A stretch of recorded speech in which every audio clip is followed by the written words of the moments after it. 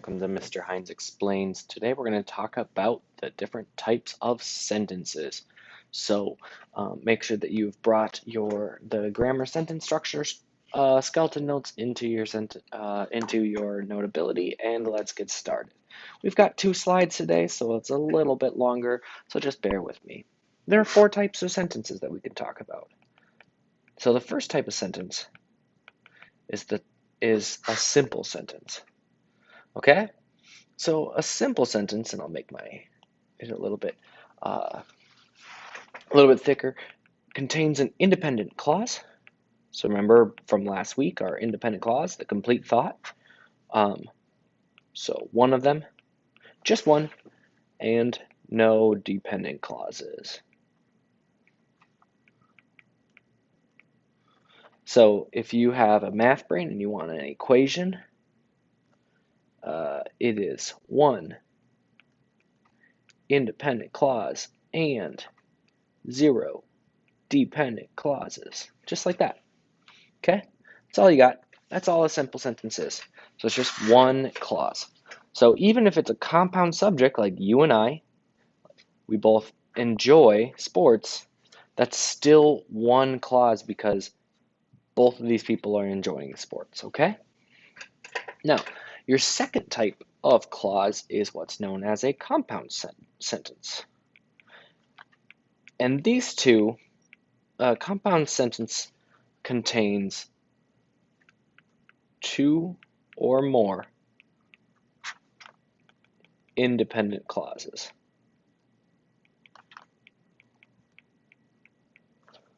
Joined together, and they don't have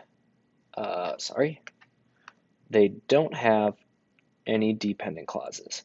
So these first 2 clauses are the easier ones because you're not looking for dependent clauses. You're just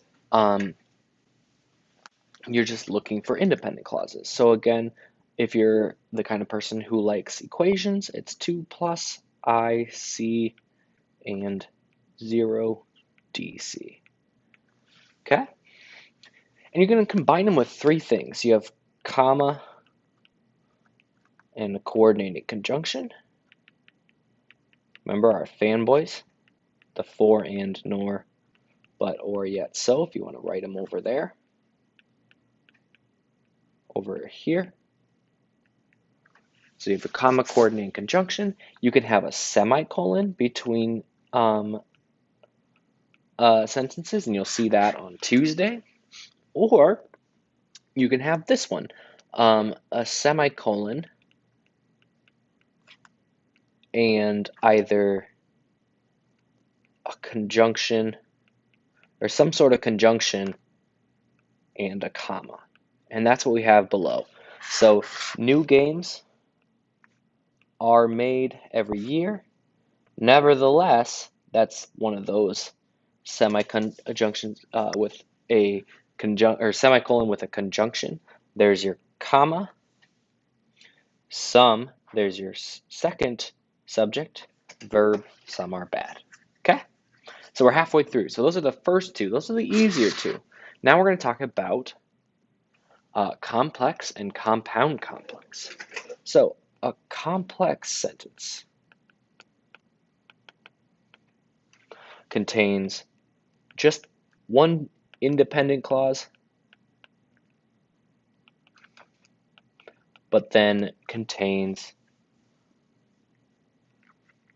1 or more dependent clauses. I'll show you what I mean in a little bit. So can only have 1 I, C, and 1 plus DC, for those of you who have math brains. So you have, in the next example, you have this right here. That's a dependent clause. Here's a dependent clause.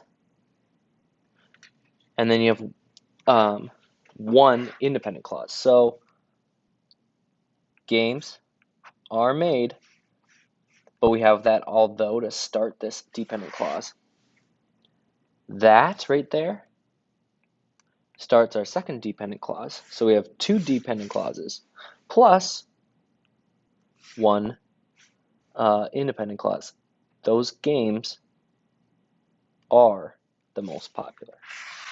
Okay, so they can be broken up, and that's the tricky part about dependent clauses and independent clauses.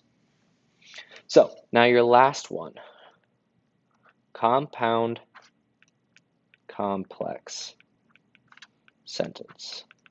And this one's, the nice part about this one is that if it has more than one independent clause, more than one complete thought, it's automatically compound complex because it contains two or more independent clauses